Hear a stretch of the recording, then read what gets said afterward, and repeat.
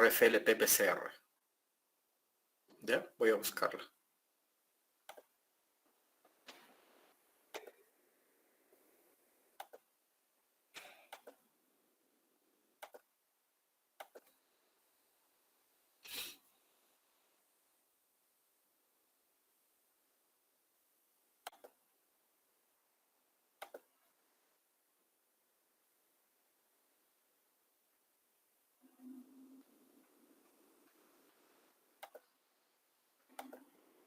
Entonces acá tenemos los objetivos de PCR, RFLP o RFLP-PCR. Es conocer el uso de equipos anexos a la PCR. Es PCR-RFLP. Desarrollar el protocolo específico para la obtención de copias de ADN obtenidas en laboratorio. Bueno, eso ya lo hemos visto. Conocer e interpretar resultados de un marcador molecular basado en el uso de enzimas de restricción. Para poder entender PCR-RFLP, primero tenemos que entender qué es RFLP. ¿Verdad? Entonces presten atención, por favor. Es un video que lo voy a ir cortando para explicar. ¿Alguien quiere entrar?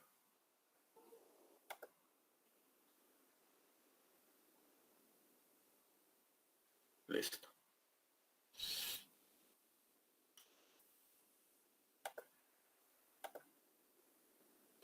Entonces lo voy a ir cortando para explicar de qué se trata.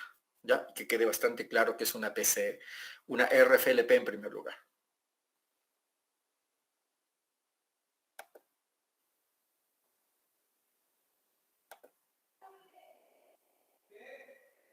En esta oportunidad hablaremos de polimorfismos genéticos y marcadores moleculares.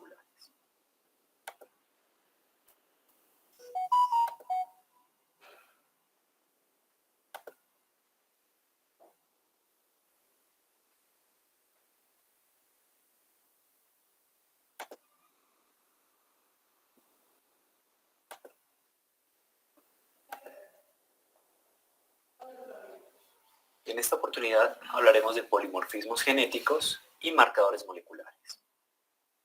Cuando se habla de diferentes características dentro de una población o diferentes alelos de un gen dentro de la misma población, estamos hablando de polimorfismos genéticos, estamos hablando de variabilidad genética. Bien, ha mencionado dos cosas.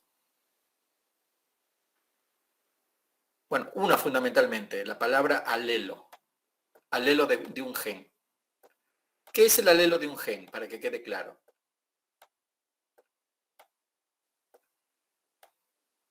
¿Mm? ¿Qué entienden por alelo de un gen? Sobre todo esta palabreja, alelo. ¿Qué quiere decir?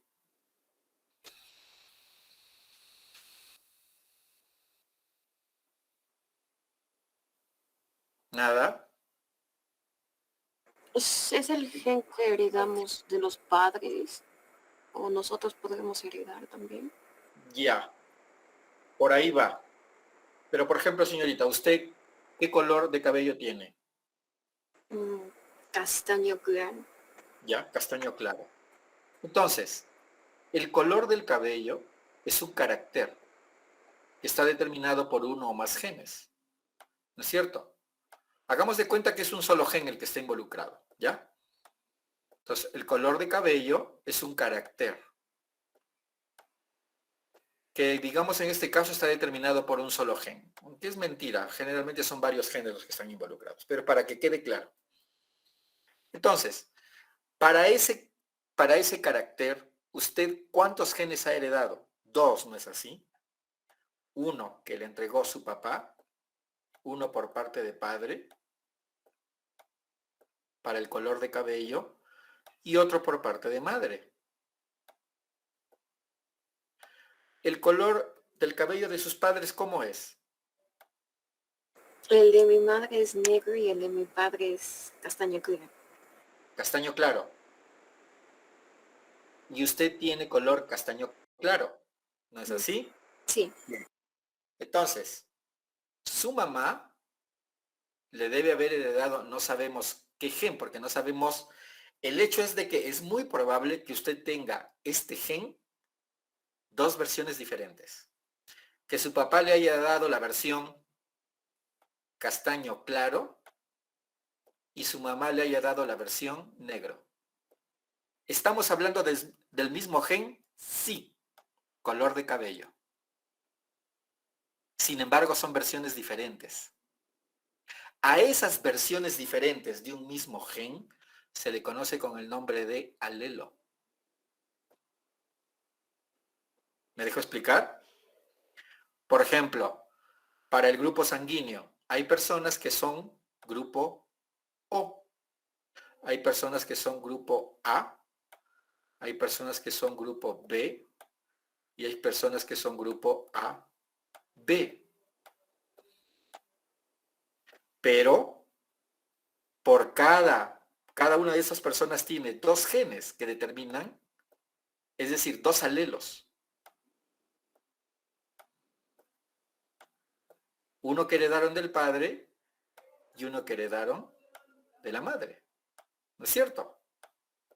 En el caso del grupo O, los alelos tienen que ser iguales. Tienen que haber heredado el grupo O del papá y el grupo O de la mamá para que la persona salga grupo O. Si la persona es grupo A, puede tener los dos alelos iguales, grupo A, o puede darse el caso de que un alelo sea grupo A y el otro alelo sea grupo O. Pero como el A es dominante, la persona aparece con grupo A. Lo mismo sucede con el B. Puede ser que los dos alelos sean iguales, BB, o puede ser que un alelo sea B y el otro sea O. Hay dos versiones para el grupo B. Para el grupo AB, sí. Un gen tiene que ser A y el otro gen tiene que ser B de todas maneras, porque los dos son dominantes. Entonces, estamos claros, el alelo es una versión del diferente gen. ¿Cuándo hay mucha variabilidad en una población? Cuando hay muchos alelos para el mismo gen. ¿Cuándo hay poca variabilidad para una población? Cuando hay pocos alelos para un mismo gen. ¿Ya? Que eso quede claro. ¿Estamos? Bien. ¿A qué se debe esto? Ya lo hemos mencionado en otros videos, pero básicamente se debe a alteraciones que hay en secciones del ADN. Por ejemplo, si tenemos dos secciones de ADN y en un individuo encontramos una secuencia determinada diferente a la del otro individuo, podemos determinar que entre estas dos personas hay polimorfismo. Entonces, acá no está hablando de gen, está hablando de un segmento del ADN que puede contener o no un gen. Entonces, para una persona en esa secuencia dice ACT, pero para otra persona en el mismo espacio dice AGT. Entonces, estamos hablando de que hay variabilidad en una población, variabilidad genética. ¿Por qué? Porque son alelos diferentes. ¿Ya? Entonces, no necesariamente tiene que ser de un gen, puede ser de una parte del ADN que no contiene genes. ¿Ok? Y a eso se refieren los marcadores. La variación en la secuencia de un lugar específico determinado del ADN entre individuos de una población es lo que determina dichos polimorfismos. Polimorfismo, entonces, ¿qué quiere decir? Poli, muchos, formismo, formas. Entonces, hay varias formas o varias versiones del gen o de un segmento del ADN. ¿Ok? Que no necesariamente tiene que contener un gen. Permitirá entonces que los individuos dentro de una población puedan ser clasificados, o mejor, a cada uno de ellos se le pueda generar un perfil genético. Esos perfiles genéticos permitirían diferenciar una persona de otra persona. Cuando se habla de perfil genético, básicamente lo que un perfil genético hace es mostrar el genotipo de un individuo. Pero este genotipo se realiza con un determinado marcador genético. Entonces, acá vemos que está mencionando otra palabra, genotipo. ¿Ya? ¿Qué es el genotipo? ¿Cuál es la diferencia con el fenotipo? El fenotipo son las características externas. Sí, exacto, lo que yo veo, ¿no es cierto? Sí, sí. Pero, por ejemplo, ¿usted sabe su grupo sanguíneo? A positivo. A positivo, pero yo no sé si usted tiene los dos genes A o tiene un gen A y un gen B, ¿no es cierto? Sí. No sé, es decir, conozco su fenotipo porque a través de una prueba sanguínea yo sé que usted es grupo A, pero yo desconozco si usted tiene los dos alelos iguales, es decir, si es homocigota para el gen A o si es heterocigota, si es A o. Entonces, genotipo ya viene a ser la carga genética, pero no toda la carga genética, sino solamente los genes que se están expresando. ¿Ya? Entonces hay que tener mucho cuidado. Fenotipo es lo que yo veo. Entonces hago una prueba sanguínea a una persona, me sale que es B. Ah, su grupo sanguíneo es B, eso es fenotipo. Pero para poder saber si la persona tiene los dos genes B o un gen B y un gen O, tendría que hacer una prueba genética, ya para ver el genotipo. A través de los perfiles genéticos yo puedo ver el genotipo de un individuo. ¿Ok? Entonces, cuando se habla de marcadores genéticos, hacemos referencia a pruebas de laboratorio que han sido utilizadas para explorar la diversidad genética.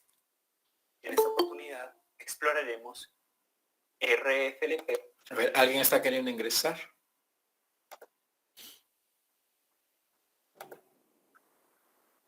Listo.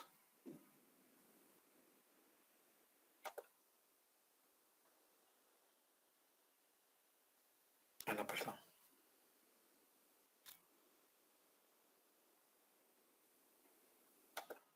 Va. Todavía más acá.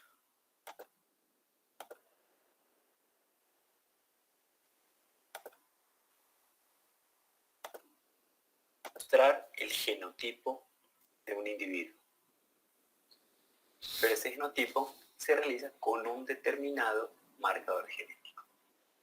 Entonces, cuando se habla de marcadores genéticos, hacemos referencia a pruebas de laboratorio que han sido utilizadas para explorar la diversidad genética. En esta oportunidad exploraremos RFLPs como marcador genético. Bien, entonces acá me está diciendo que existen marcadores genéticos, ¿no es así? A ver, tenemos RFLPs, PCR-RFLP y otros marcadores, SNPs, etcétera. Entonces, va a explicar él lo que es el RFLP para poder entender lo que es la PCR-RFLP. ¿Estamos? Exploraremos RFLPs como marcador genético. RFLP resulta de su sigla en inglés Restriction Fragment Length Polymorphism. En español, sería algo como polimorfismo en la longitud de los fragmentos de restricción. Bien, entonces vamos a entender en primer lugar las siglas RFLP. ¿Ok? R de restriction, fragment de fragmento, restriction es restricción, fragment, fragmento, length, longitud, polimorfismo. Entonces es polimorfismo de longitud de fragmentos de restricción. ¿Qué es restricción? Restricción en biología molecular es corte. ¿Ya? Corte. Por lo tanto, en esta prueba se utilizan enzimas, que son endonucleasas, porque cortan en el centro, llamadas enzimas de corte, pero como la palabra que se utiliza es restricción, se dice enzimas de restricción. Estas enzimas las venden en el mercado de la biología molecular. ¿Ya? Se utilizan enzimas de restricción. ¿Eso qué quiere decir? Yo extraigo ADN y le coloco una enzima de restricción. Y la enzima de restricción lo que va a hacer es que me va a reconocer algunos segmentos del ADN y va a empezar a cortar, cortar, cortar, cortar y cortar. Y cuando yo haga una cuando yo trate de hacer un gel de agarosa, digamos, van a aparecer un montón de fragmentos. ¿Ok? Entonces, si yo le hago eso a una persona, extraigo el ADN de otra persona y le coloco la misma enzima, los fragmentos no van a ser iguales. Y así yo puedo diferenciar de individuo a individuo. ¿Ya? Entonces, este marcador genético es polimorfismo en la longitud de fragmentos de restricción. ¿Ya? Vamos a ver de qué se trata. Realiza en 4 etapas importantes. Cuando se habla de restricción, estamos hablando de cortes. Las 4 etapas son sencillas. La primera de ellas sería una etapa conocida como digestión del ADN realizada con enzimas de restricción. Cuando dice digestión del ADN, se refiere a que se coloque el ADN con enzimas de restricción para que esta enzima corte. A eso se refiere con digestión. ¿Ya?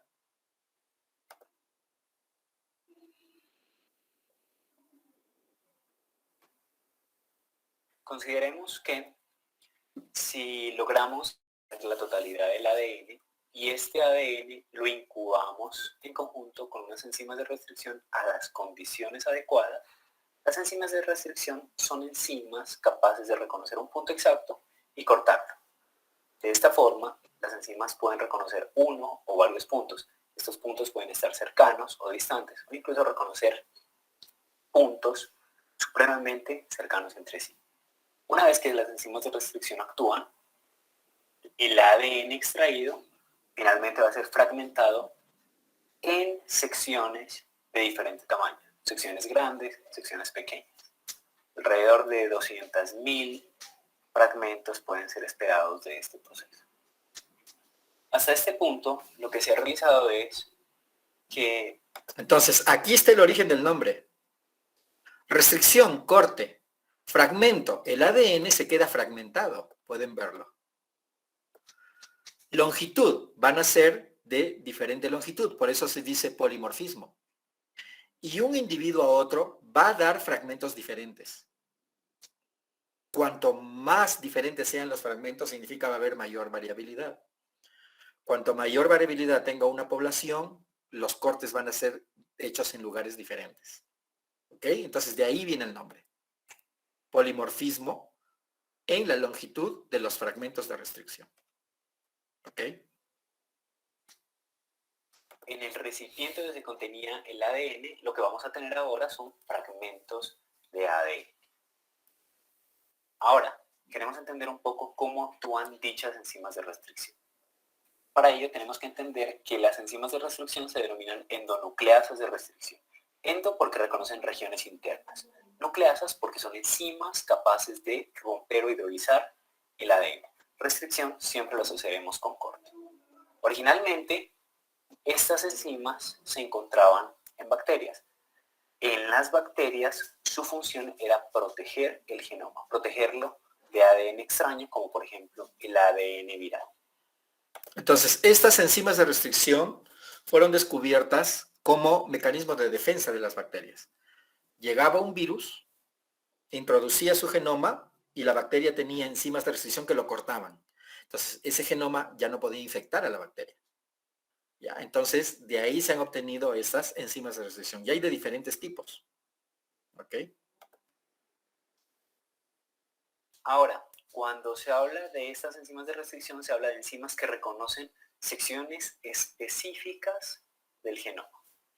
A estas secciones específicas del genoma las vamos a denominar sitios de restricción. Básicamente, O sitios de corte.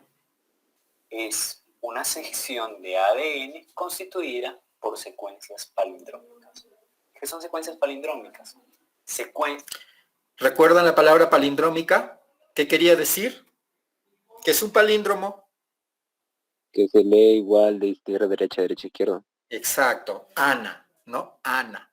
Bien, entonces vamos a ver aquí que las enzimas de restricción reconocen palíndromos. No cualquier palíndromo, sino palíndromos específicos. Y donde reconocen el palíndromo, cortan. Por eso son endonucleasas de restricción. Entonces, De un individuo a otro, dentro de la población, puede haber diferentes lugares de corte de un individuo a otro. ¿Por qué? Porque existe la variabilidad, pues, dentro de los genes, dentro de los segmentos del ADN. ¿Ok? Entonces vamos a ver aquí. Que se leen de cualquiera de los dos lados de forma igual. En este caso, tenemos un ejemplo que es GAATTC y en su cadena complementaria GAATTC se leerá en sentido opuesto. Entonces acá miren, GAATTC y la cadena complementaria GATTC, se lee igual, GAATTC. Entonces este es un palíndromo. Puede haber una enzima de restricción que reconozca este palíndromo y corte. ¿Ok? Las enzimas de restricción pueden actuar de dos formas. Algunas de ellas realizan cortes a la misma altura del ADN, solo que en las cadenas opuestas. ¿Qué quiere decir eso? Que en el momento en que actúa dicha enzima de restricción, se generarán cortes en el mismo punto, generando extremos romos. Otro tipo de enzimas no actúan de esta forma. Actúan a altura diferente del genoma, generando secciones de ADN sencillo, secciones que se pueden aparear con secuencias complementarias, así que a estas secciones o a este tipo de corte se lo denomina extremos cohesivos. Son útiles para insertar algunas... Entonces fíjense, la forma en que trabajan las enzimas de restricción. Si corta así, va a dejar extremos romos, parejos. Pero algunas cortan de esta manera, como lo he hecho en la figura. ¿Y qué me va a dejar? Extremos cohesivos. Esta parte de acá puede ser utilizado los bordes para pegar. ¿Recuerdan en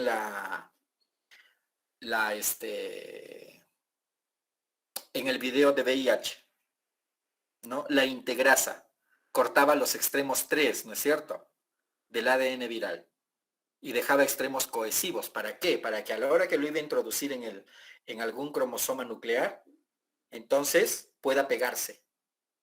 ¿Ya? Entonces, las enzimas de restricción tienen estas dos funciones, o estas dos formas en que cortan, dejando extremos romos o dejando extremos cohesivos. ¿Ya? Eso va a depender de qué es lo que yo quiero hacer. Dirección de ADN con la dirección deseada. La segunda etapa de la prueba de RFLPs consiste en separar los fragmentos de ADN obtenidos de la etapa 1. Y esta separación se realiza mediante un proceso de electroforesis.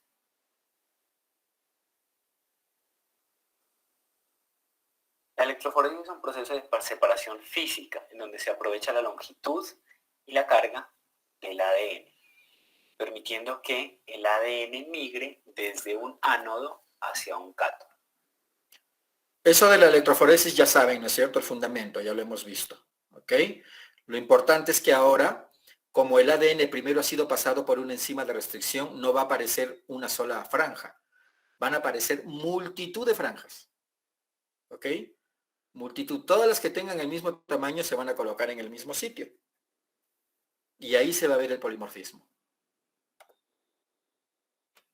Esta prueba aprovecha una fase estacionaria que sería el gel de agarosa, puede ser un gel de poliacrilamida, en donde las moléculas de ADN de tamaño corto difieren en la longitud o en la distancia de migración. Recuerden que el ADN tiene carga negativa, así que puede ser empujada por una corriente eléctrica desde el ánodo hacia el cátodo. La molécula de menor tamaño presentará menor resistencia, por lo tanto migra a una distancia mayor, mientras que la molécula de mayor tamaño generará una mayor resistencia entre esta malla y migrará una distancia menor. De esta forma, el ADN quedará atrapado en esta membrana, en este caso, en este gel de agarosa. En nuestro ejercicio, los fragmentos de ADN están combinados, así que todos se pondrán en un solo punto y aprovecharemos la electricidad y el tiempo para permitir la separación de dichas bandas. Así que tenemos bandas de diferentes tamaños, A, B, C, D. Entonces, acá va a ser como que este es el ADN total. Obviamente, Nunca sale así porque es mucho más complicado que esto. Pero ¿cuál creen ustedes que será la banda o el fragmento de ADN que migre más lejos? A, B, C, D o E.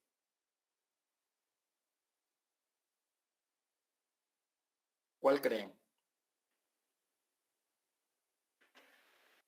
¿Mm?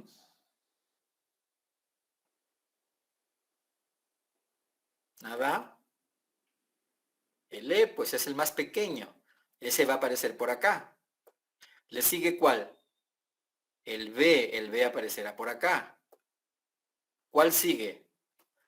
El A con el C con el D por ahí tienen un tamaño similar, ¿no? Pero digamos que el A está por acá. ¿Cuál es el más grande? El D me parece que es el más grande. Sería el B y el D por acá. ¿Ya? Pero obviamente, como es el ADN total, lo que vamos a ver es un montón, así. Montón, montón, montón. Muchísimos, muchísimos fragmentos. ¿Ok? Muchísimos fragmentos. Que es difícil de leer. Por eso hay una siguiente etapa, que ya lo vamos a ver. Las de menor tamaño son las que más migran, las de mayor tamaño son las que menos migran. De esta forma, la molécula de menor tamaño avanzará mucho más en el G, en este caso es nuestro fragmento E.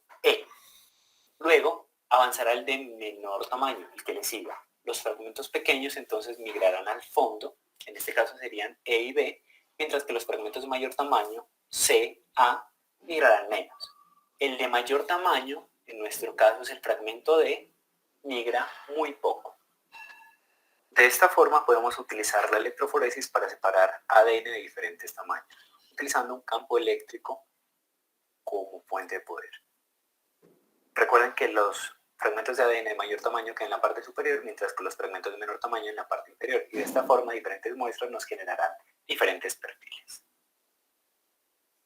El tercer paso consiste en la transferencia del material genético, desde un gel de agarosa hasta... Aquí obviamente están dando a entender que no es una sola muestra de ADN. Acá sería muestra 1, muestra 2, muestra 3. Ya que lo he hecho parecido, pero en verdad pueden salir diferentes. ¿Ok? Entonces, el tercer paso, después del gel de agarosa, viene a ser un paso de transferencia. ¿Ok? Ya vamos a ver por qué. Tiene una superficie más resistente que sería una membrana de nitrocelulosa.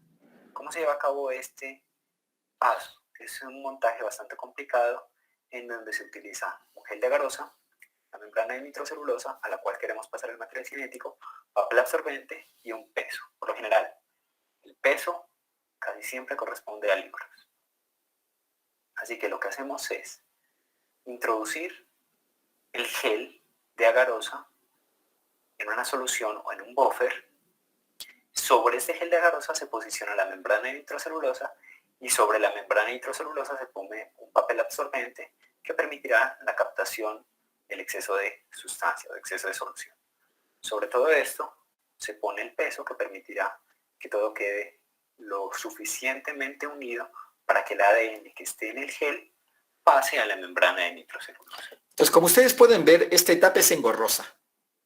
La transferencia del ADN desde el gel de agarosa a la membrana de nitrocelulosa es muy complicada. Pues porque hay que utilizar un buffer, aunque eso es lo de menos, colocar el gel, la membrana de nitrocelulosa, papel absorbente y con un peso conseguir que se transfieran. ¿Ya? Conseguir que se transfieran hacia la membrana de nitrocelulosa. Pero ¿para qué es este paso? ¿Cómo está el ADN? El ADN es bicatenario. ¿Ya? Lo que se consigue con el paso hacia la membrana de nitrocelulosa es que el ADN se abra. ¿Ok? Los fragmentos están abiertos. Y esta es una etapa muy importante. De esta forma, el material genético que estaba en el gel ahora se encuentra en la membrana de nitrocelulosa. La ventaja es, con los reactivos utilizados, además de fijar el material genético en la membrana de nitrocelulosa, el material se encuentra desnaturalizado. ¿Qué quiere decir eso? Que es básicamente una cadena de ADN de cadena sencilla. La última etapa consiste en el revelado. Y para el revelado, una de las formas más comunes es el uso de sondas. Una sonda es una sección de ADN o un oligonucleótido monocatenario, por lo general va a estar marcado con algún reactivo capaz de generar una coloración. Entonces, ¿para qué se utilizan sondas? De todo esto es muy difícil de leer. En verdad a mí me interesa, digamos, voy a estudiar un gen. Quiero saber cómo es ese gen. Entonces, lo que se hacen es que se compran sondas. Sondas que son tipo primers, que van a reconocer ese gen y se van a pegar. Obviamente las sondas tienen que ser radioactivas, para que a la hora en que yo tome la foto ya no aparezca todos los fragmentos, sino solamente los que son reconocidos por la sonda. Entonces, ya yo no voy a tener esto, sino que a la hora que tome la foto, digamos, me van a aparecer una o dos bandas nada más, en donde yo sé cómo es el gen que yo estoy estudiando. ¿Ya? Vamos a ver para que quede más claro, conforme, en el momento en que lo explique lo vamos a detener.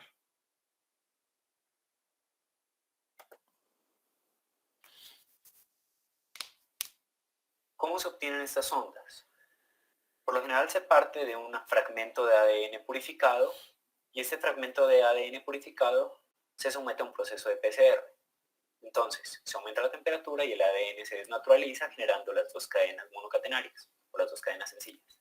Se alinea con cebadores, por lo general se utilizan hexámeros, y la ADN polimerasa utilizará estos cebadores para amplificar regiones complementarias. La diferencia es que esta PCR utilizará DNTPs marcados con fósforo 32. Este fósforo 32 permitirá el reconocimiento en la membrana de nitrocelulosa. En este caso, se obtienen sondas determinadas para esta sección. Ahora, esas sondas son caras, ¿ya? Porque es complicado hacerlas, pues se necesita de DNTPs radioactivos.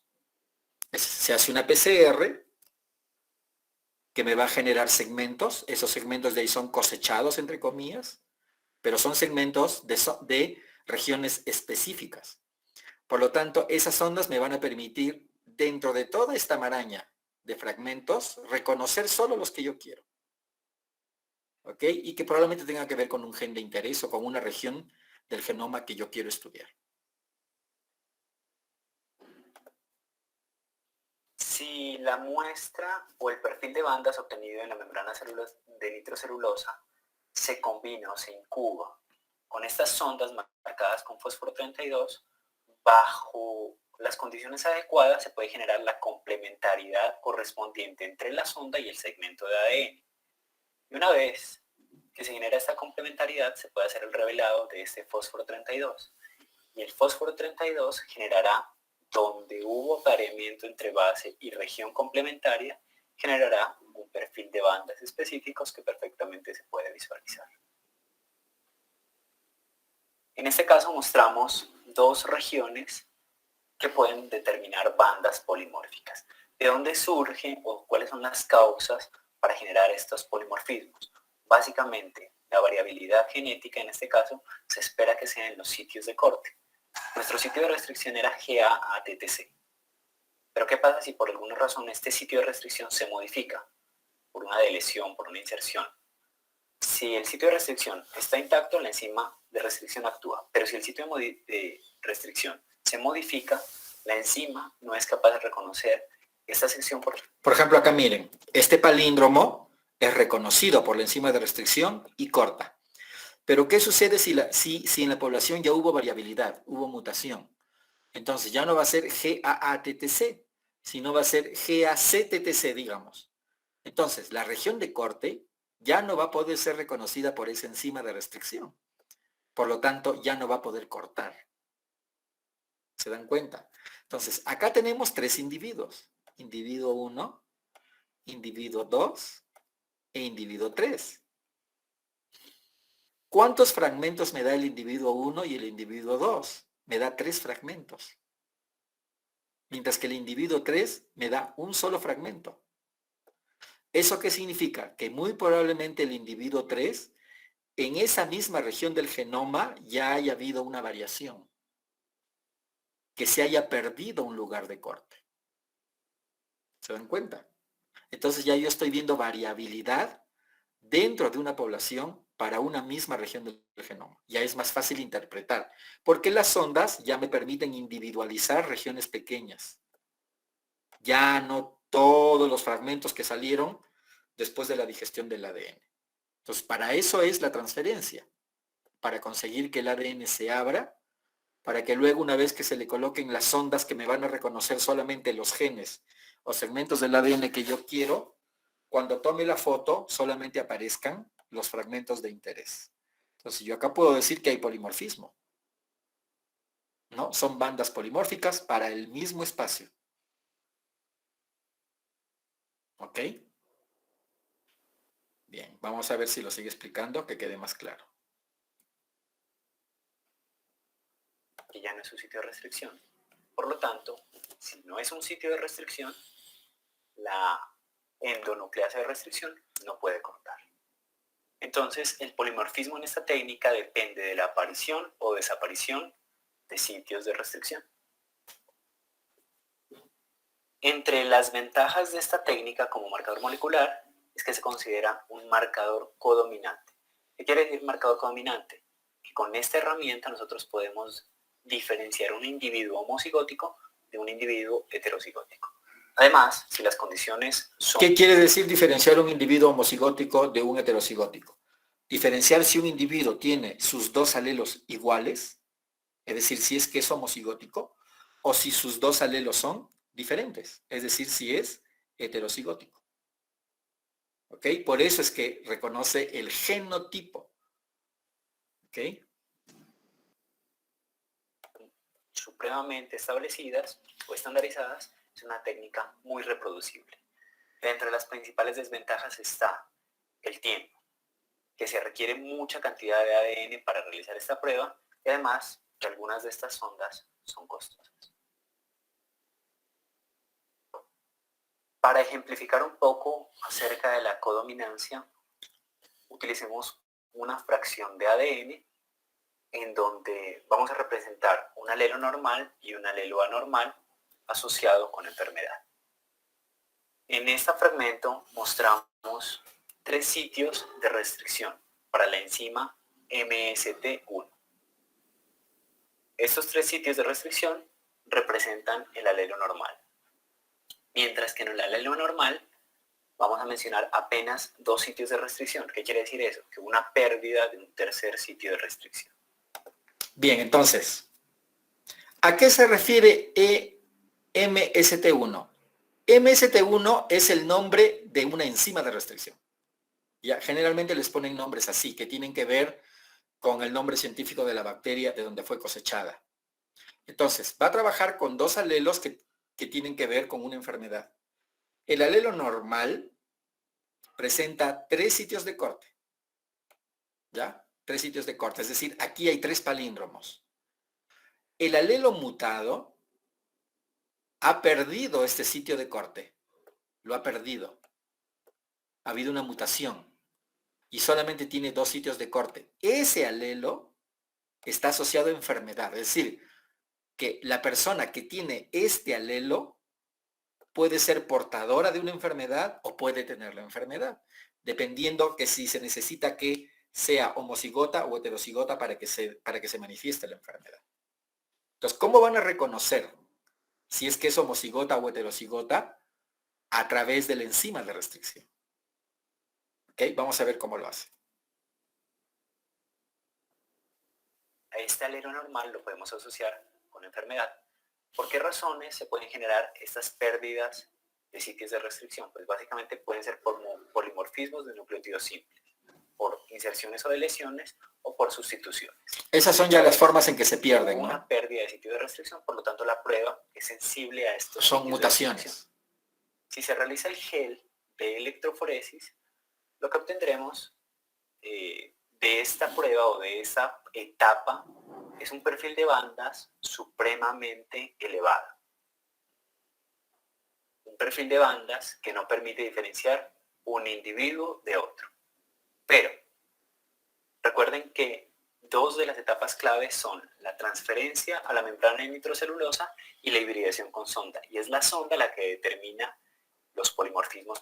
Entonces, acá por ejemplo tengo dos individuos, individuo 1, individuo 2. Y le extraigo el ADN a ambos y lo digiero utilizando la enzima de restricción MST1. Como les adelanté, las bandas que van a aparecer son un montón, entonces no es posible diferenciar cómo está solamente este segmento. Porque a mí lo que me interesa solamente es este segmento, para saber, o digamos el gen, para saber si es que tiene la enfermedad o no, si es que es portador, etc. Entonces, para eso se hace la transferencia hacia la nitrocelulosa y luego se hibrida con la sonda para que solamente aparezca esto. ¿Ya? Y obvia todititito esto, pues. Esto de acá no se puede leer, es imposible. Entonces, para eso es la etapa de transferencia. Presentes. Así que si la sonda es capaz de pegarse por complementariedad a una o varias secciones de ADN, nosotros podemos determinar cuál es el perfil para el alelo normal y cuál es el perfil para el alelo anormal. En este caso, después de revelado con fósforo 32, se observa dos bandas para el alelo normal y una banda de mayor tamaño para el alelo anormal. Entonces, fíjense, ¿por qué dos bandas? Porque la sonda reconoció, como cortó aquí, aquí y aquí, las ondas me reconocieron esta banda que es pequeña, que es la que está acá, ¿no? Lo voy a llevar hasta aquí. Y esta banda que es un poco más grande, que sería esta que está acá. Entonces, si aparecen esas dos bandas, ¿yo qué puedo decir? Ah, que tiene alelo normal. Alelo normal. Pero si hay una sonda que me reconoce todo el gen completo, sin cortes, me va a aparecer una banda muy grande, que sería esta de acá. Entonces yo puedo decir aquí de que ese alelo ha perdido un sitio de corte. Por eso es que me aparece una sola banda. Y puedo decir que ese sería el alelo anormal. ¿Se dan cuenta? ¿Me dejé explicar? ¿Alguna pregunta?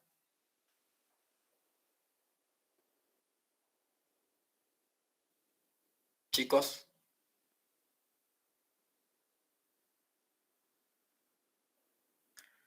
Bien, espero que esté quedando claro. Entonces, pregunto, si yo hago el estudio en 3 individuos, ¿ya? Individuo 1, individuo 2 e individuo 3. Hago todo, lo digiero, hago la transferencia y uso las ondas. Y luego cuando tomo la foto, me aparece lo siguiente.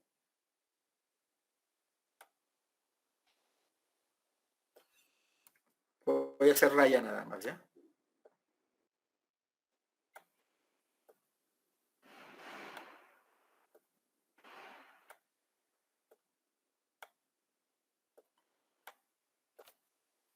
Listo.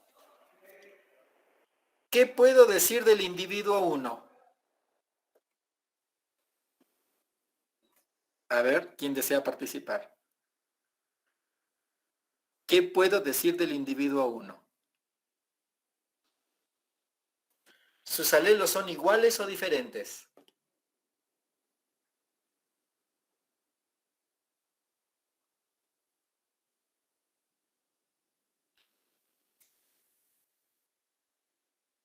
¿Nadie? Atrévanse, no importa que se equivoquen. En el individuo 1, ¿sus alelos son iguales o diferentes?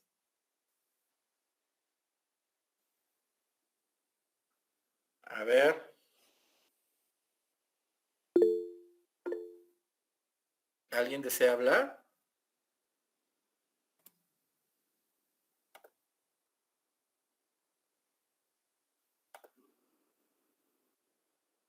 Diferentes. ¿Por qué, señorita Banto, son diferentes en el individuo 1?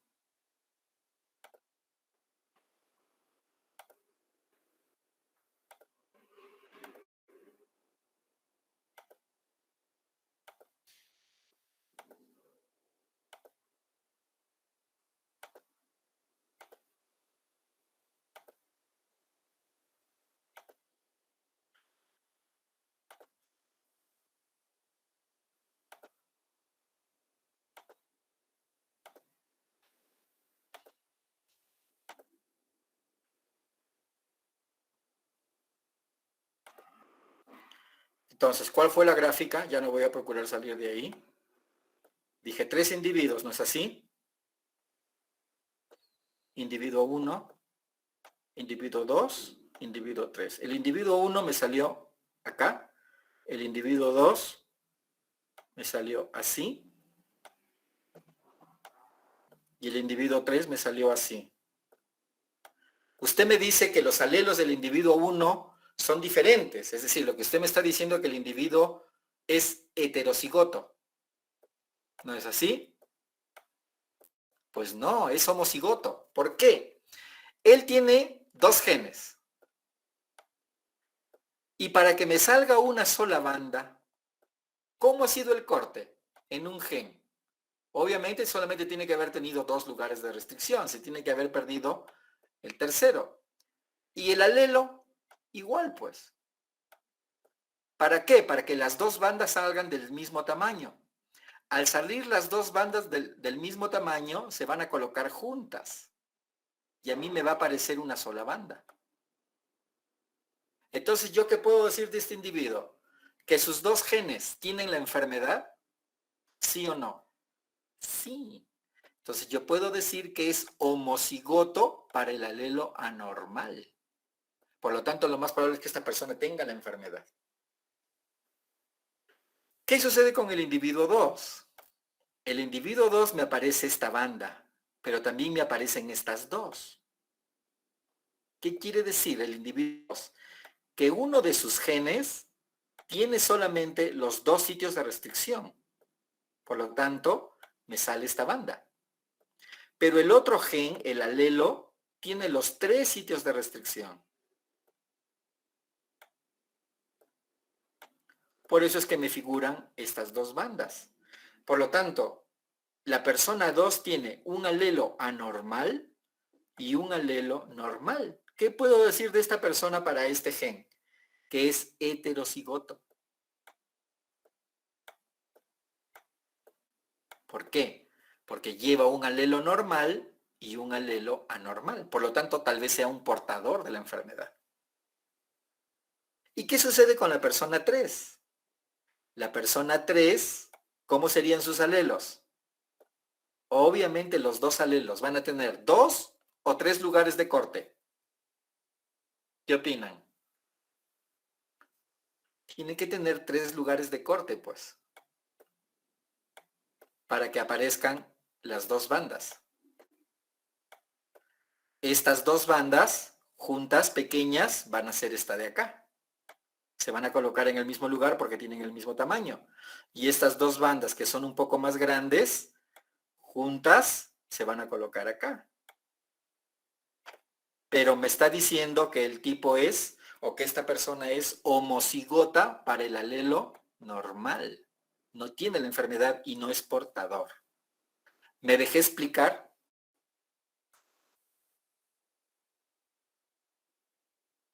¿Me dejé explicar? ¿Preguntas, chicos? Bueno, vamos a ver cómo lo explica el del video. Con fósforo 32 se observa 2 bandas para el alelo normal y una banda de mayor tamaño para el alelo anormal. Si esta prueba se realiza para 3 individuos A, B y C, los 3 individuos presentarán perfiles diferentes. Ya, lo va a hacer para 3 individuos El igual. individuo A presenta estas 3 bandas, el individuo B tan solo una y el C 2 bandas. Ya. A ver, ¿cómo interpreto el individuo C? ¿Es homocigoto? ¿Es heterocigoto? Si es homocigoto, ¿para qué alelo? ¿Para el normal o para el anormal? A ver, chicos. Ya pueden responder eso.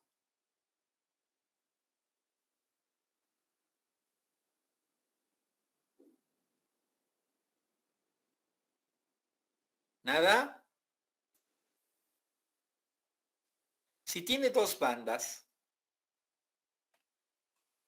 ¿cuántos sitios de corte hay? 3, para que aparezcan estas 2 bandas. Y como no hay la banda esta de acá, significa que los 2 alelos son iguales, pues. Los 2 alelos son así. Tiene 3 sitios de corte. Alelo 1 y alelo 2. Sus 2 genes son iguales. Por lo tanto, esta persona es homocigota. ¿Para qué alelo? Para el alelo normal. ¿Cómo sería la persona B? La persona B sería homocigota, pero para el alelo anormal. Y la persona A, ella va a ser heterocigota, pues. Tiene un alelo normal y un alelo anormal. Entonces, esta persona es sana, enferma, y esta persona es portadora de la enfermedad. Siempre y cuando la enfermedad sea recesiva. ¿Ok? Si se determina si los alelos son dominantes o recesivos, el ejemplo podría variar. En este caso, el individuo A es heterocigótico y el individuo B y C corresponde a individuos homocigóticos.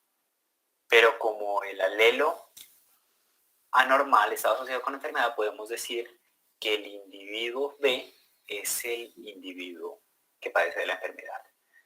Una desventaja de la técnica era el consumo de tiempo y la otra desventaja, la elevada concentración de ADN necesaria. Por esta razón, una variación de esta técnica es la PCR-RFLP, o en algunos casos se denomina CAPS por su abreviación en inglés, en donde en lugar de cortar, inicialmente se amplifica un fragmento de ADN con PCR y una vez que se obtienen cientos y miles de fragmentos de ADN, estos fragmentos son hidrolizados con la enzima de restricción. Por lo tanto, obtendríamos un perfil diferente de bandas, solo que dirigido a una sección de ADN. Entonces, para ahorrarse todo este proceso de que yo extraigo el ADN, ¿ya? Extraigo el ADN total, lo paso por una enzima de restricción, lo digiero con una enzima de restricción. Luego hago la transferencia del gel de agarosa hacia la nitrocelulosa y luego le coloco sondas. En lugar de hacer todo esto, lo que hago es extraigo el ADN y hago una PCR simple. ¿Para qué? Para poder amplificar solamente el gen de interés. ¿Ya? Para obtener 1000 millones de copias del gen de interés. Una vez que he hecho eso, entonces ahí lo digiero y ya no tengo que hacer todo este proceso de transferencia. ¿Ok? Fíjense todo lo que me ahorro. Por eso, la técnica de RFLP sola ya casi no se usa, sino que ahora se usa la PCR-RFLP. ¿Alguna pregunta?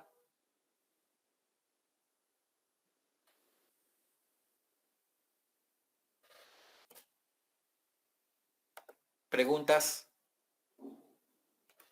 ¿Quedó claro, chicos?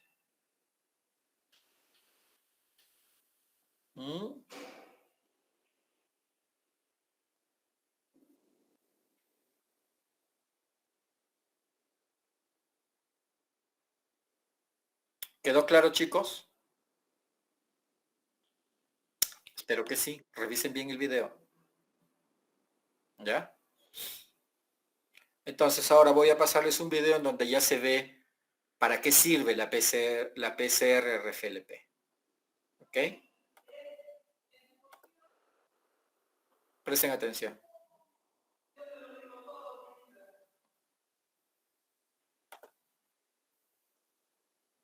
Lo voy a ampliar.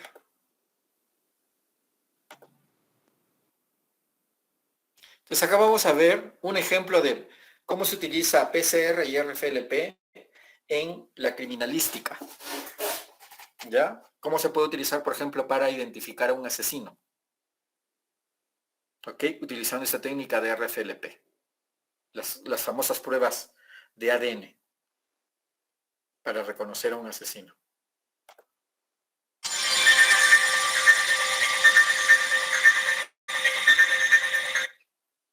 El 22 de noviembre de 1963, el presidente John F. Kennedy, su esposa, el gobernador de Texas, John Connally, y su esposa se encontraban viajando en un auto en Dallas, hacia la tienda Dallas Trade Mart. Cuando el carro pasaba por la Plaza Dilley, una persona localizada en el 6º piso del depósito de libros escolares de Texas tenía perfecta visibilidad del presidente. Cuando el vehículo giró en Elm Street, esa persona tiró 3 balas usando un rifle Carcano. El segundo y tercer disparo alcanzaron al presidente. Las 3 balas fueron disparadas en 8,4 segundos. El segundo disparo entró por la espalda de Kennedy y salió por la garganta, el cual hirió también al gobernador en el hombro, pecho, muñeca y pierna. El disparo más fatal fue el tercero, que alcanzó a Kennedy en la cabeza, lo cual causó una explosión de la parte derecha de su cráneo.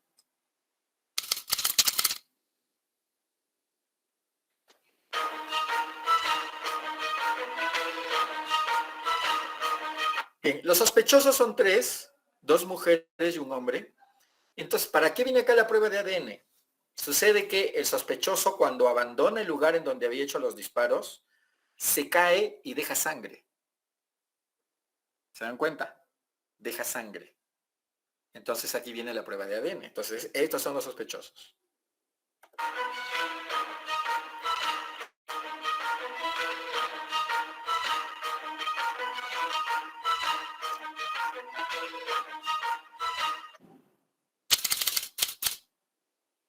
Bien, pregunta.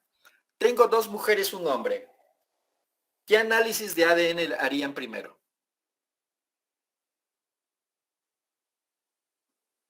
A ver, opiniones. Les traigo el ADN a los 3. Bueno, puede ser, pero antes analizo el ADN encontrado en la escena del crimen. ¿Y qué determino de ese ADN? ¿Qué debo determinar en primer lugar sobre ese ADN encontrado, esa sangre encontrada en la escena del crimen? A ver, opiniones. Para poder eliminar sospechosos. ¿A quién le pertenece? Sí, pero ¿cómo? Digamos, yo todavía tengo los 3 sospechosos, 2 mujeres y un hombre. ¿Cómo hago para eliminar sospechosos? ¿Qué análisis hago? ¿Qué determino de esa sangre? Obviamente lo primero que tengo que hacer, si yo tengo un ADN en la escena del crimen, ¿ya? Tengo ADN en la escena del crimen, sangre, y le extraigo el ADN. Y mis sospechosos son 3. 2 mujeres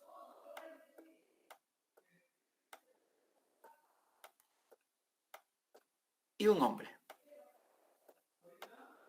Entonces, lo primero que tengo que hacer es tratar de determinar a quién pertenece el ADN, pero no a quién de estas 3 personas, sino tratar de determinar si se trata de una mujer o si se trata de un hombre. ¿Cómo lo hago? ¿Cómo diferencio hombres de mujeres? Básicamente lo que diferencia es el cromosoma Y. Y el cromosoma Y tiene un gen específico masculino que es el SRY, si no me equivoco. ¿Ya? Que este gen no lo tienen las mujeres, lo tienen los hombres. ¿Se dan cuenta?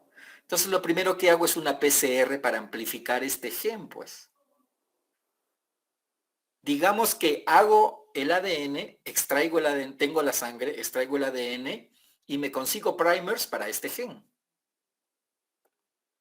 Y me da positivo. Significa que el asesino es hombre. Entonces ya yo de estos 3 sospechosos, yo puedo eliminar a 2. Digo, no pueden ser las mujeres, váyanse. Y me quedo con un solo sospechoso. Ahora, ¿eso me sirve para incriminarlo? No, porque la mitad de la humanidad son hombres. Entonces aquí comienza a hacerse otras pruebas para ver otros genes. ¿Ok? Para ver, digamos, sus parientes. En la sangre, digamos que para un gen, saber si es que es homocigoto o heterocigoto para un gen cualquiera. Y se compara con él, saber si es que es homocigoto y heterocigoto. ¿Y cómo lo hago eso? A través de diferentes pruebas de PCR y RFLP. ¿Se dan cuenta? Entonces lo primero que hay que hacer acá es determinar si se trata de hombre o de mujer. la sangre encontrada en la escena del crimen. ¿Ok? Entonces vamos a ver.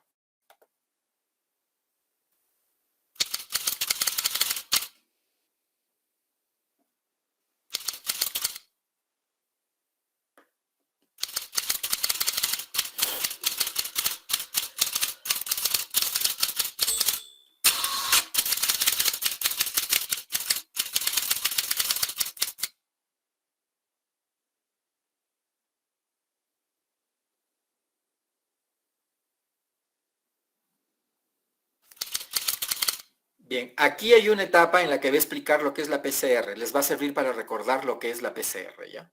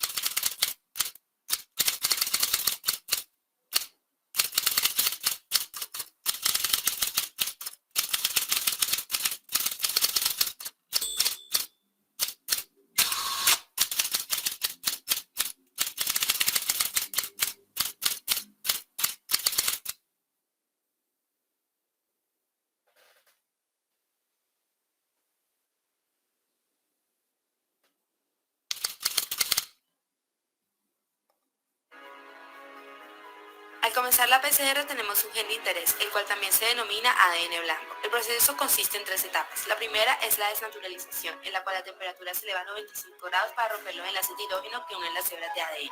Así las cadenas de ADN quedan libres para servir de sustrato junto con los nucleótidos de la TAC ADN polimerasa. Una vez separadas las cadenas moldes, se procede a la siguiente fase llamada anillamiento o apareamiento, en la cual la temperatura oscila entre 55 y 65 grados centígrados dependiendo de la temperatura de fusión de los primers. En esta fase los primers se hibridan con la cadena molde. Luego procedimos a la fase de elongación, cuya temperatura de 72 grados es óptima para la función de la polimerasa, la cual sintetiza la nueva cadena de ADN a partir de los desoxirribonucleótidos disponibles para la reacción. Estos 3 pasos conforman una secuencia que se repite cíclicamente.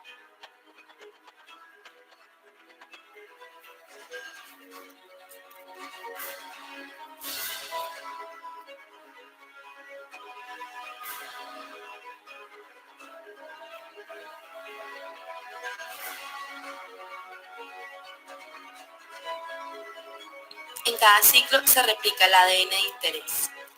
Y al culminar el tercer ciclo, tendremos 2 cadenas puras de ADN blanco.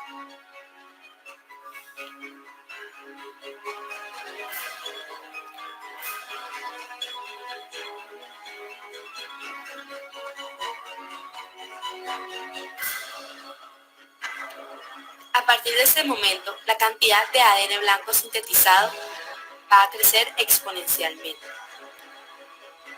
Entonces aquí recuerden cómo es en el tercer ciclo que aparece ya mi fragmento de interés. ¿Recuerdan? ¿Ok? Recién es en el tercer ciclo que aparece mi fragmento de interés. Y a partir de ahí comienza a amplificarse de manera exponencial. Si tengo 2, después va a haber 4, luego 8, luego 16, etc. Por eso es reacción en cadena. ¿Ya? ¿Recuerdan? Esto nos va a permitir obtener un gran número de copias de este gen al finalizar el procedimiento, el cual usualmente consta de alrededor de 30 ciclos.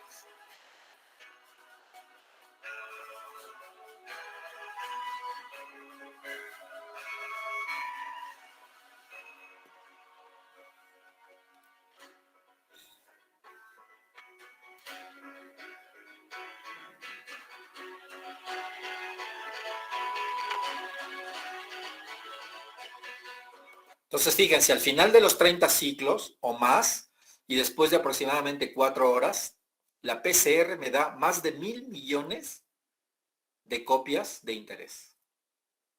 1.073.741.764 en este caso. Y de longitud variable solamente 60, por eso este valor es despreciable. ¿Ok? Entonces, se hace la PCR primero y se amplifica el segmento de interés. Una vez amplificado, recién hago la RFLP. Y ya no voy a obtener los cientos de longitudes o decenas de longitudes que tendría yo si no hiciera una PCR previa. ¿Ok?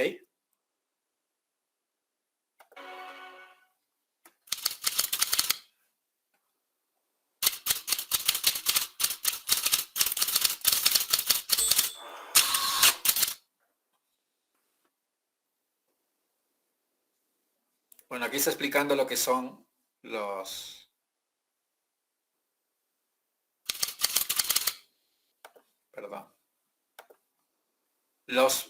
las enzimas de restricción, ¿no?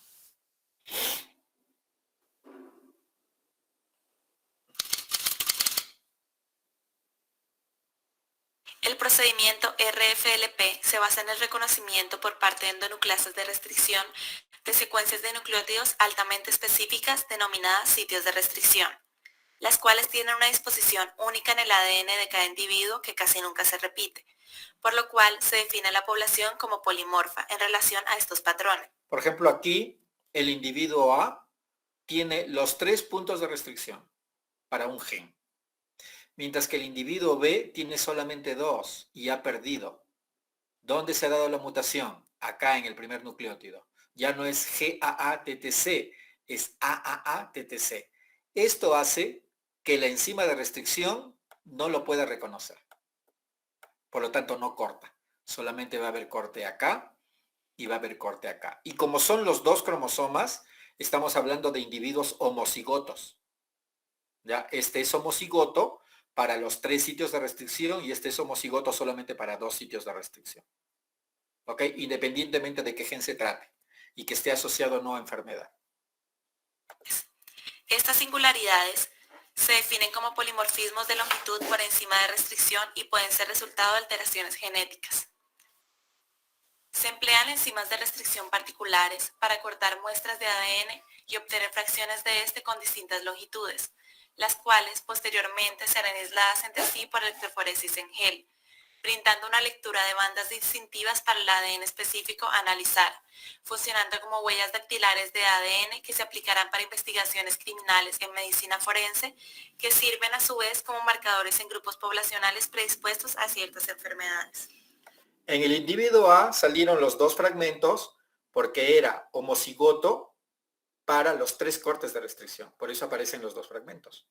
Mientras que acá solamente tiene 2 sitios de restricción, por lo tanto solamente aparece el fragmento largo.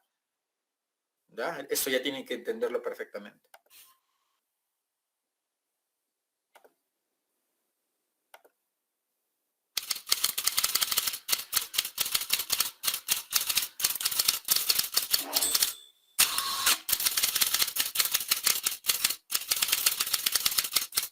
Entonces, a través de una PCR, identifico la presencia de este gen, SRY, que se encuentra en un cromosoma Y.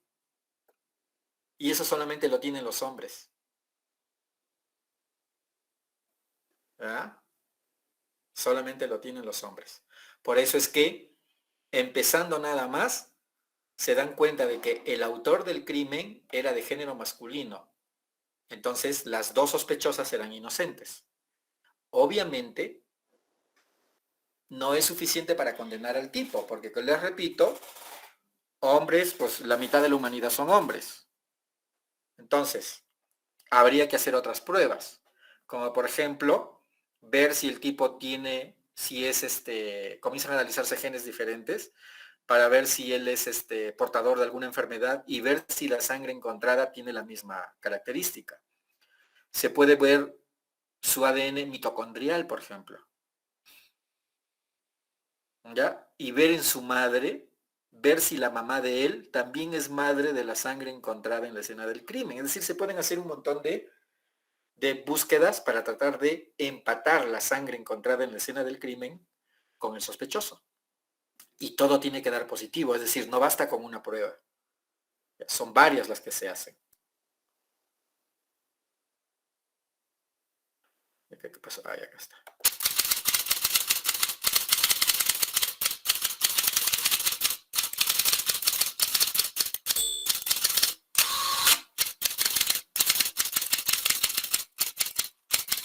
Entonces, a través de SNPs, que son ya otro tipo de marcador, ya para reconocer estos son polimorfismos de nucleótido simple, ya comienzan a ver el color de la piel, de la sangre encontrada en la escena del crimen, si coincide con la del individuo, del pelo, de los ojos.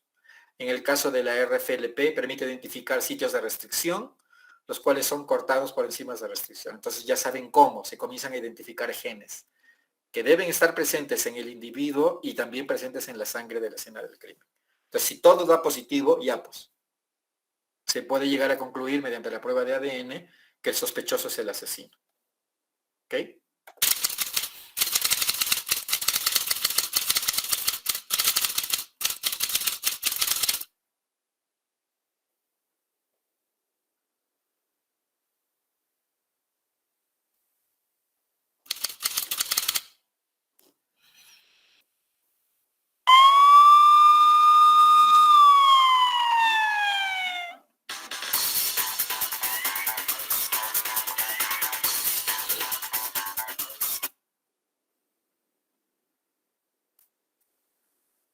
¿Preguntas? ¿Está claro, chicos? ¿Preguntas? Bien, ¿cómo van a presentar su informe?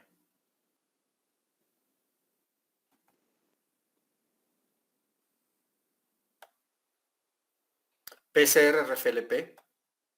Voy a cambiar acá la fecha después. Acá están videos, los enlaces para que si ustedes gustan volver a verlos.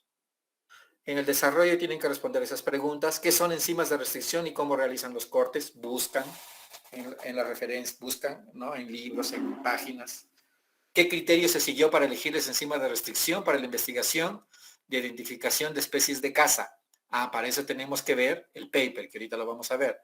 De acuerdo a la figura 2, ¿cuál de las dos enzimas de restricción utilizada presenta una mejor diferenciación de la especie Red Deer con respecto a las demás especies? Sika Deer, Followback y Roe Deer. De acuerdo a la tabla 2, ¿cómo es el tamaño de los fragmentos más diferenciados? Aparte de la identificación de especies, ¿en qué otras circunstancias se podrían utilizar PCR-RFLP? Y debe mencionar y explicar al menos 3 ejemplos. Entonces, vamos a buscar el paper, ¿ya?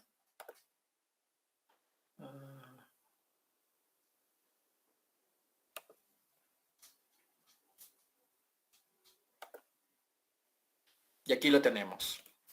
PCR-RFLP, análisis de PCR-RFLP del ADN mitocondrial. Un método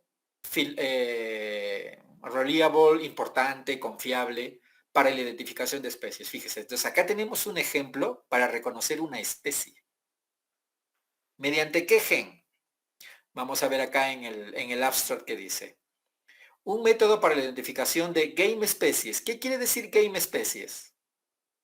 Game es juego, especies, bueno, especies. En inglés, game species es la forma en que se refieren a las especies de caza, ¿ya? Las que se pueden cazar. No, yo me voy con mi rifle al campo y tengo autorización para matar venados de tal especie. Esa especie es una game especie. Entonces, acá se ha desarrollado un método para la identificación de especies de caza sobre la base de la amplificación de una parte específica del genoma mitocondrial, no del nuclear, sino del mitocondrial, ¿ya? Del citocromo B. ¿Ok? Que es, a ver, usando la reacción en cadena de la polimerasa. Para distinguir entre muchas especies de caza, se obtuvieron productos de PCR de una longitud de 464 pares de bases, las cuales fueron cortadas con diferentes endonucleasas de restricción. Entonces, primero hicieron una PCR y luego al amplificado, que fue esto de 464 pares de bases, lo digirieron utilizando diferentes enzimas de restricción para ver qué bandas aparecen y para ver si es que hay alguna enzima de restricción que me permita diferenciar especies. ¿Ya? Entonces, en la pregunta 5, perdón, en la práctica 5, ¿qué criterios se siguió para elegir las enzimas de restricción? Veamos. ¿Qué criterios? Estemos aquí ya.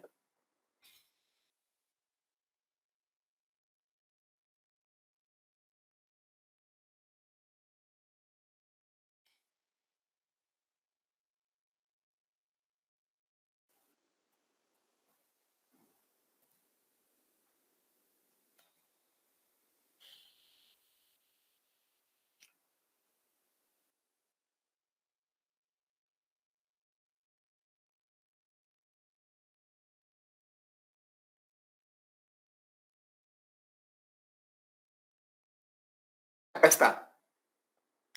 Página 1354. ¿Qué tenemos acá? Ya tienen que hacer su traducción. Diferenciación e identificación de especies de caza, por polimorfismo de longitud de fragmento de restricción. Las enzimas de restricción para este análisis de RFLP se seleccionaron utilizando los siguientes criterios. Aquí está. ¿Ya? Entonces aquí está la respuesta para la pregunta 2. ¿Ok? Página 1354. Miren todo lo que les estoy avanzando el trabajo. ¿Qué más? Pregunta 3. De acuerdo a la figura 2, ¿cuál de las dos enzimas de restricción utilizada presenta una mayor o una mejor diferenciación de la especie Red Deer? Red Deer es la especie en cuestión acá. ¿Por qué? Porque Red Deer es una especie en peligro de extinción, es una especie de mejor sabor. Entonces, en otros países uno va al supermercado y puede comprar carne de venado. Acá no se acostumbra. Pero Red Deer es más caro que otros. Porque, por ejemplo, Sika Deer Followback, Roe Deer.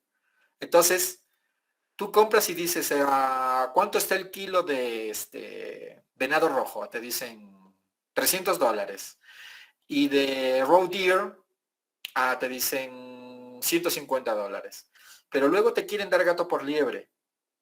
Entonces las autoridades van a los supermercados y comienzan a identificar la especie de la carne utilizando esta prueba. Entonces acá en la figura 2, vamos a ver. Figura 2. La figura 2 estaba antes, creo. Figura 2. Ya, analicemos, chicos. Análisis de RFLP para el amplicón PCR de 464 pares de bases de Sika Deer es el A, Followback es el venado B, Red Deer es el C, Roe Deer es el D. Ya, utilizando dos enzimas de restricción. Las enzimas de restricción utilizadas son MS1 y NLA3. Son dos enzimas de restricción. Entonces acá tenemos también las mismas, utilizando diferentes enzimas de restricción. Pregunta, ¿cuál de las dos enzimas de restricción me permite diferenciar mejor? El C, el Roe Deer. Miren la figura. ¿La MSE1 o la NLA3? A ver, ¿qué opinan?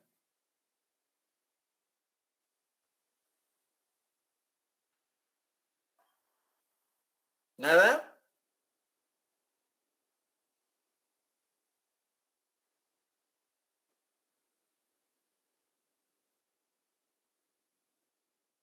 Analicemos la MS1.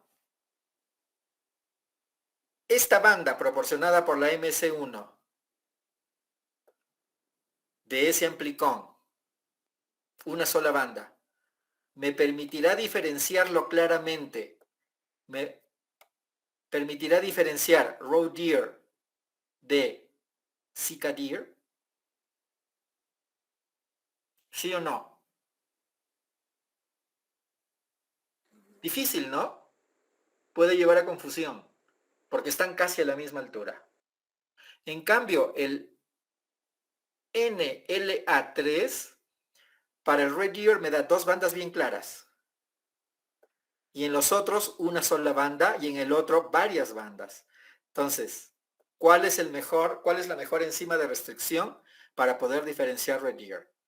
El NLA3. ¿Estamos claros, chicos? ¿Alguna pregunta?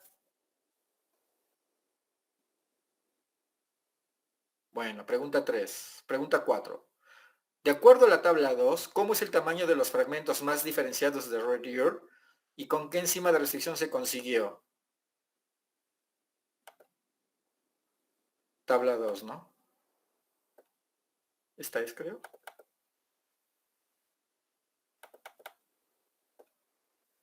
Figura 4. No.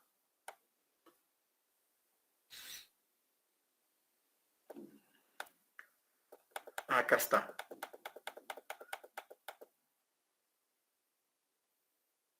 ¿Ya? A ver, para roe deer. Muy parecido a los demás.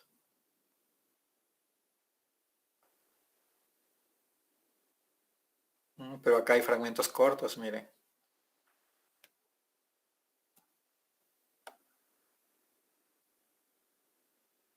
A ver, la pregunta exactamente qué me dice. Ya. Los fragmentos más diferenciados de roe deer. Ya, roe deer está acá entonces. Roe deer, solamente esto. Oh, red deer, perdón, que estoy hablando. Red deer. Red deer, ¿ok? Estos de acá hay que analizar.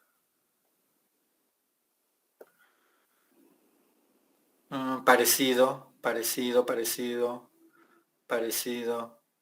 Ay, aquí, bueno, diferente a este, pero con los demás es parecido. Ah, este me da diferente.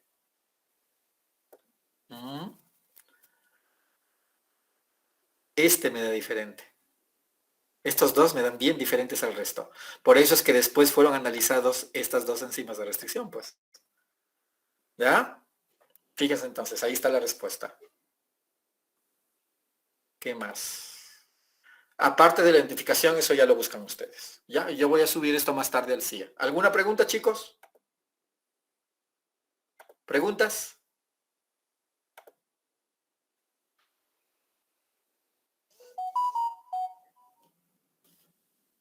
¿Preguntas?